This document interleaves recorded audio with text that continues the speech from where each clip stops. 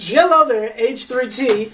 It's about that dang on time. Now, I am the world heavyweight champion of YouTube, and as much as I paid for this, I really don't show it on camera enough. No, this is not Prediction King, don't worry, but that's neither here nor there. You see the title of the video. Today, I have decided, I call Carmelo Anthony a bum a lot, because he is, but we can't let ourselves forget the bums that came before that man.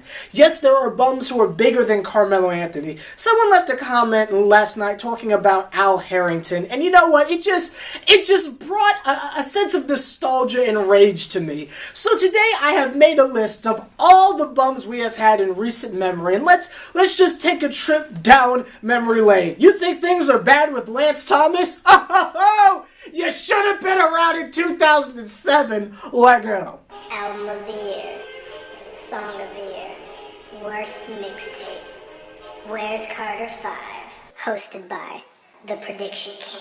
Oh yeah, I'm back. I'm in full control like a president in the White House.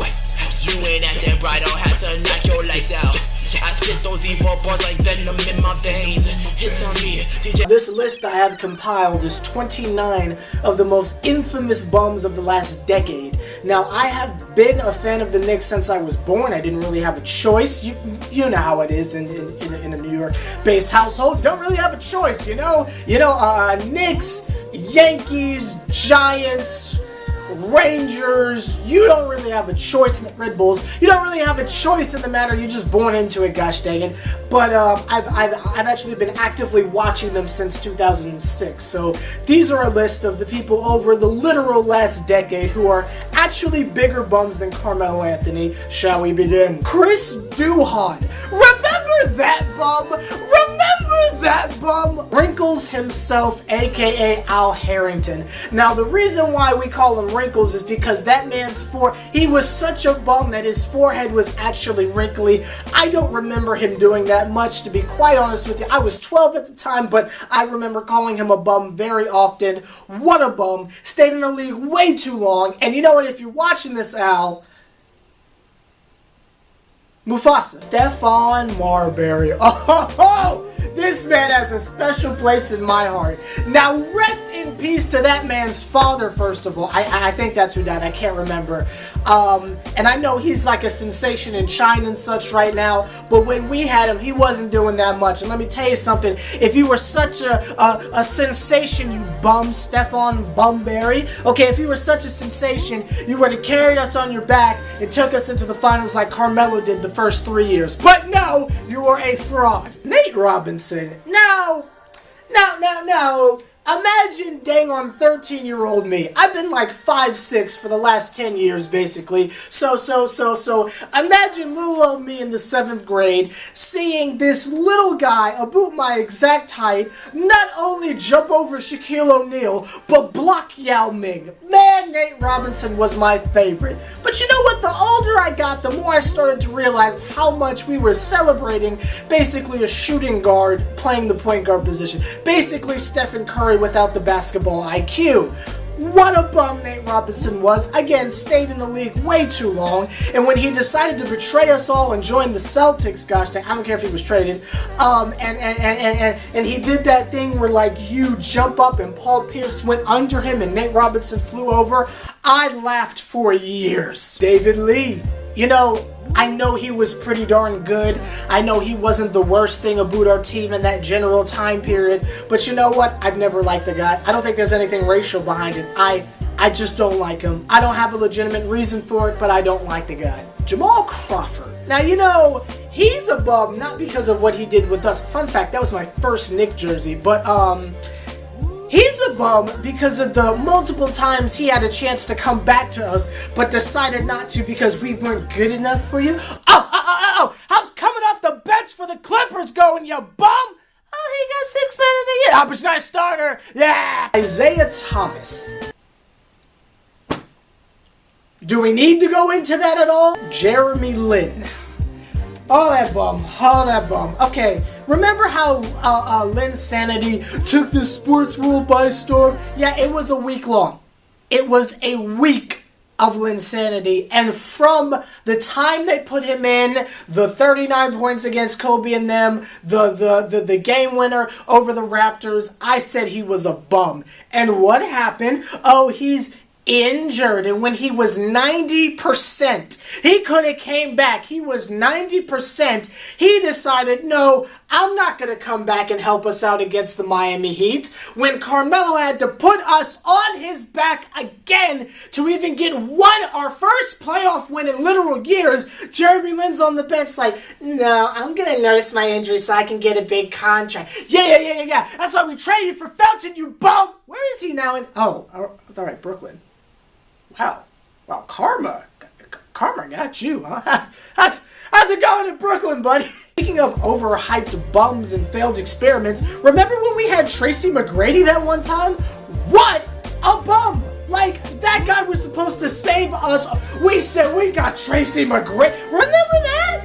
What a failed experiment and what a bum. Mr. Potato Head, aka Mike Woodson. You know, I know we look back fondly on that because Mike Woodson's thing was defense, but let's not forget the times. Granted, he took us over to the second round. I credit Carmelo more so than him, but that's neither here nor there. Yeah, he was implementing defense and basically carrying over the things he did with the Hawks, but remember in the second round against the Pacers when Steve Novak used to hit every shot he threw up, and this man benched him, Shumpert was in his doghouse or something like that. I never understood that, but he benched Steve Novak back to let J.R. Smith hoist up bricks. Not even shot attempts, just bricks. That's why we lost in the second round. That's why we lost in the second round. I blame Mike Woodson. I'm happy that bum's gone. Jared Jeffries, my goodness. What a bum. The only thing that man offered was defense. He could do literally nothing else. Even Rony Turioff gave us a little something offensively. Jared Jeffries was one of the biggest bums, not only in Knicks history, but in NBA history. When we were in the playoffs against the Celtics, finna get swept. Thank Moses we got revenge on him eventually. But finna get swept the first time we had Carmelo when, this wasn't the year that Stat punched the fire extinguisher. I think this is the year where Amari hurt himself in the layup line because Stat. And Carmelo passes he actually passed the ball, gives it to him directly under the basket, and Jared Jeffries just throws it out. Remember, he just passed it out, and it's like, why wouldn't you and we lost. All he had to do was lay the ball. KG's running at him. He had time. That was all Jared Jeffries' fault. Speaking of bums, Landry Fields, that freaking choke artist. When we got into the playoffs thanks to Carmelo, I've never seen someone choke this hard since Paris. Let me, because I was about to get X-rated, let me stop. Ronaldo Bachman, remember that guy? Yeah, the man had some cool braids, but when he finally got some freaking minutes, he proceeded to do nothing.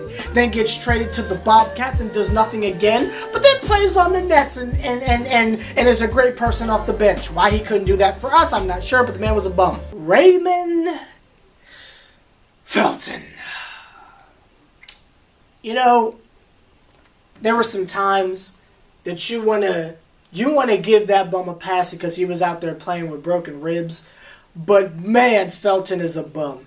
And when people sit there and say that the Clippers are better off with him being the backup point guard instead of Austin Rivers, I legitimately try to gag myself because that man is such a bum. And the only reason why he has a job is because Mike Woodson is the assistant coach over there. Raymond Felton is a B-U-M-M. You gotta give him 2 M's. He's a bum. Terrell Murray. You might not remember this guy, but he was the dude that had the headband. It was basically Carmelo's protege. We sent that man over to the slam dunk competition, had all that stuff. We had the Knicks City Dancers be the flight attendants. It was a really freaking big deal. Terrell Murray couldn't even complete 1 dunk. Couldn't even get his attempt off. It was the biggest embarrassment since Carmelo last night. and I'm disgusted. Even talking about him makes me physically ill. Good riddance, you bum. Quentin Richardson. Remember that guy? When we had him the second time around, and Rasheed Wallace had basically passed the torch to Carmelo and said, you know what? That ball don't lie. 3 to the dome is yours, Carmelo. Everybody doing 3 to the dome. And here comes Quentin Richardson. Oh no, Hitler's antler. I said, if you don't sit, what a bum. Play Anthony early. That man had a chance. When everybody went down and we traded a good portion of the team, how many chances did this man have? Now, yes, the man got shot in the knee, and I wish him luck in all of his future endeavors, but what a bust. Not even a bum. What a bust. Lou Almondson. Ponytail or not, the man's a bum. Andrea Bargnani. Now let me take you down a trip down memory lane for a quick second. You know, when we drafted Porzingis and everybody booed, the fake Knicks fans will sit there and say, oh, you didn't like him, but I believed in the whole time. No, we booed Porzingis because we already had Jason Smith and Andrea Bargnani. Andrea Bargnani is Kristaps Porzingis. There was no reason to draft someone for a position we already had. We needed a freaking point guard, and that's why we booed. But to get back on topic, Bargnani was such a bum. But you know what? Any man whose number is 77 is not going to have a good run. Let's keep that all the way 1,000. Jeremy Tyler. Can we talk about how that's another person who had a chance? When Stat was having some more knee issues and we were letting that man start at the 4 because Kenyon Martin was having issues too, this man had a chance. And I remember Clyde saying, oh, he's Stat 2.0. He wasn't. He wasn't. Just like Jaren Grant. Nope. That's not Clyde 2.0. Nope. Nope. He was a bum. Jose Calderon.